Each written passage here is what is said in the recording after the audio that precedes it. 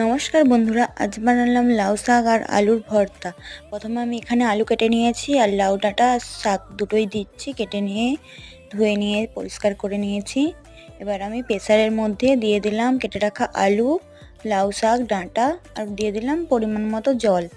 দিয়ে প্রেসারটা ঢাকা দিয়ে আমি সিটি দিয়ে দিলাম 4টে, দিয়ে সেদ্ধ করে নামিয়ে নিলাম। এবার এখানে আমি নিয়েছি জিরে ভাজা, পেঁয়াজ ভাজা আর লঙ্কা ভাজা, পরিমাণ মতো নুন দিয়ে আমি আলুটার মধ্যে দিয়ে দিলাম। আলুটা হাতের সাহায্যে মেখে নিলাম। তারপরে দিয়ে দিলাম লাউ শাক আর ডাঁটাটা দিয়ে হাতের সাহায্যে ভালো করে মেখে নেব। দিয়ে এবার পেঁয়াজ, লঙ্কা, নুন সব কিছু একসাথে ভালো করে মেখে নেব, যাতে না কোনো দলা দলা বেঁধে থাকে। ভালো করে সুন্দরভাবে মেখে নিলাম। আমার কিন্তু লাউ শাক আলু ভর্তা রেডি। খেতে কিন্তু দারুণ হয়েছিল, গরম ভাতে খেতে কিন্তু দারুণ লাগে। একবার এইভাবে বানিয়ে দেখো, আশা করি ভালো লাগবে। ভালো লাগলে লাইক, কমেন্ট, সাবস্ক্রাইব।